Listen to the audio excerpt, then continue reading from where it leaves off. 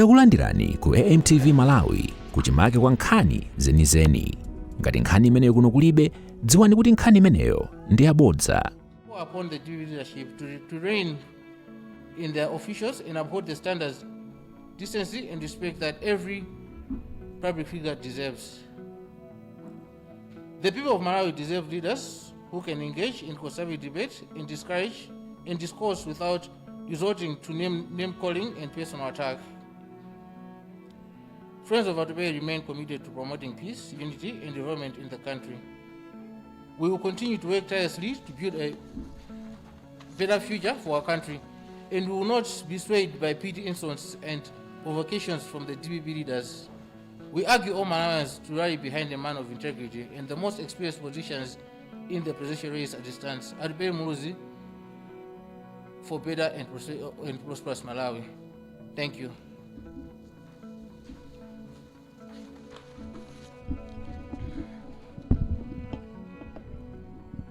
Thank you very much, ladies and gentlemen. As you have heard, our press release. So, kuti Malawi ambiri amve nawo zimene tikunena pano. Chifukwa tikudziwa kuti bodza limene yakunena a Suleiman ndilo tikufikiranso anthu amudzi. Inenso ndifuna ndizitanthauzire zinthuzi mchichewa ndikuyankhula mosindika muchichewa kuti Malawi wina aliyense athe kuzimva ndikuzimva molondola. Ndibwerera mbuyo pang'ono mukumbukira amene timayamba group la Friends of Atupe Muluzi. Sitinayambe ndi cholinga chosapota chipani, koma ife tinakhala tikusapota munthu. Andi tinanena kale kuti tinayika masogolero onse amene akuyima 2025 pa tebulo ndikuona kuti nsogolero amene akuona kuti ani masomphenya aziko ndi ndani. Ndipo ife tinapeza kuti ndi Atupe Muluzi. Ndifake gulu lathu limuzapeza anthu ena ndi DPP, ena UDF, ena Ford, ena PP ndi zipani zosiyana-siyana. Ife ndi ana achinyamata amene tikukondera zabwino ziko lathu. So, Atupe Muluzi ni sogolero wa masomphenya. Chimene tikupempha ife nchoti asansokoneze a DPP, a Suleiman akhala kupanga zinthu zawo zimene akudziwa kuti iwo angapange kuti zathandize kuti awine 2025 elections. Tikudziwa momveka bwino kuti Atupe ndi chipani chake cha UDF sanayambe athamangisidwa mboma. Mboma anachita kuchoka moberedwa ndi a DPP.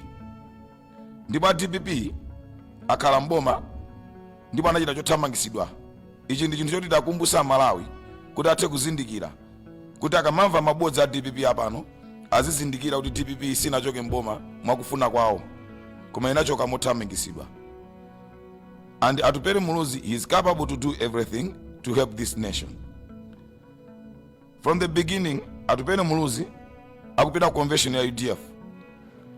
A DPP omwewa anabweresa mabodza omanena Atupe Muluzi agwirizana ndi MCP. Mapeto ake Amalawi wonse anazionera okha umboni ali nawo kuti Atupe Muluzi ndi MCP sanagwirizane konse ule pang'ono. A DPP omwewo anamwitana Atupe Muluzi kukambirana kuti akhale pamodzi ayendere limodzi chisankho cha 2025. Malawi aliyense akudziwa kuti DPP omwewo anayitananso a UTM kukhala nawo pansi kuti akambirane nawo ayendere limodzi chisankho cha 2025. Sanamvane nawo a UTM, sanamvane naye Atupe Muluzi ndi UDF. Zonse zimene zinatuluka aliyense anaona kuti dyera lili ku DPP. Tikakamba za cheni ansa amene Atupe Muluzi anachula, nonse mukudziwa kuti anali mkulu wa za chisankho cha 2019. Zimene zikuoneseratu kuipa konse kwa DPP kuti mipando akakhala mboma amayika masapota awo. Ifa ajeni ansa anakhala kuti sisapota DPP samayenera kuyimira DPP nthawi ino. Amakhoza kuyimira ka independent kapena kuyimira chipani china chake. Koma apa zikuchita kuoneseratu kuti 2019 zinali zoona kuti unachitika umbanda wa chisankho. Pazifukwa izi ife tikupempha Suleiman ulendo yamba anayankhula kumunena Atupe Muluzi atupere muluzi mukumbukire kuti nayenso ndi Malawi, ofunira Malawi zabwino, ofuniranso dziko lake zabwino. Kuyankhula kuti munthu wina wakula si chimo, andizoyankhula kuti apita Mutharika akula anayamba si atupere muluzi. Nonsenu atolankhani muli ndi umboni, muli ndi akilipi agavana wawo Mchacha anayankhulanso kuti asiye apita Mutharika akula. Suleiman anazimva zimenezo sanamuyankhe Mchacha, koma tikudabwa kuti akunena atupere muluzi kumvera chisoni, atupere muluzi kumvera chisoni pita Mutharika kuti akula kukakamizidwa, akuchita atake atupere muluzi.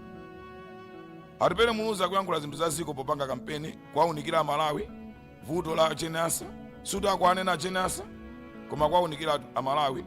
Atupere muluzi sanalakwise mmene Malawi iliyonse akukayikira mtsogoleri wina ndi wina kuti awe angayendese bwanji. Pali anthu ambiri amene akhala kunena za Chenasa, even ine ndemwe, koma sinamve pa Suleiman akukamba zoti wakuti akunena zakuti za Chenasa. So poyankhula zimenezi atupere Suleiman ayankhula mawu onena kuti atupere muluzi anapatsidwa ndalama ndi MCP kuchokera kwa Sembeleka. Tatokoza kuti Suleiman achula mayina anthu amene anabweretsa ndalama. Ndife tikuwapasa Suleiman 7 days kuti atipase umboni kumene atupere muluzi analandira ndalama, ndipo ndi ndalama zingati, ndipo ndi Sembeleka anakomana kuti kupasana ndalama. Asapange kampeni ofuna kuwina chisankho kuipisa mbiri ya munthu ndi kulakwa. Anene zimene azapangira Malawi akalowa mboma 2025.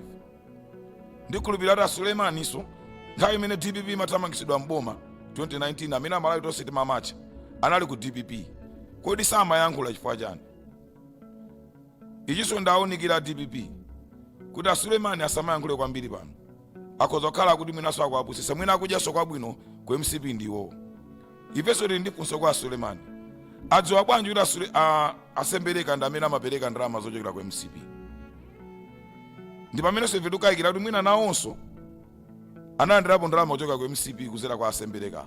Adziwa bwanji ngati sanena tsiku limene Sembeleka anapereka ndalama kwa atupere muluzi within 7 days.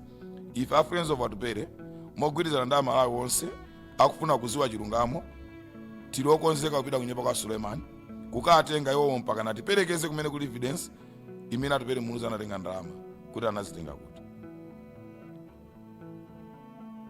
Andi chinthu china chimene chotidabwisa ku Southern Region kuno, chipani chimene chiliko si cha UDF chokha, kuli zipani zambirimbiri, and UDF stronghold yake is Eastern Region, DPP stronghold yake ndi lomwe Said, Mulanje, Cholo, Chilazulu.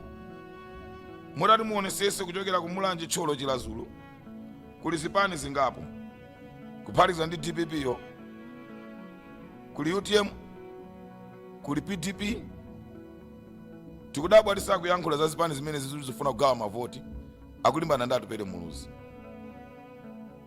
Zonsezi zimene zikuonesa kuti atupere muluzi ndi pangolini amene akuonesa kuti akhoza kutenga dzikoli ndi kulamulira.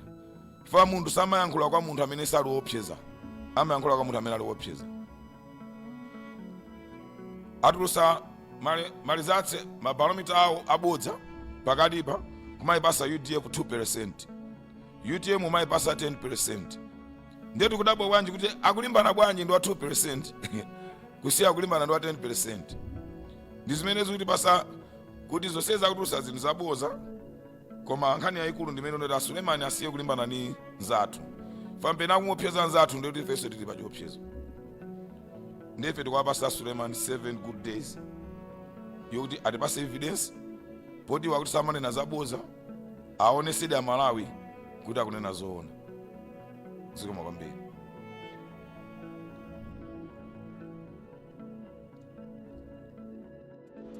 Osayiwala kupanga subscribe ku channel ya AMTV Malawi.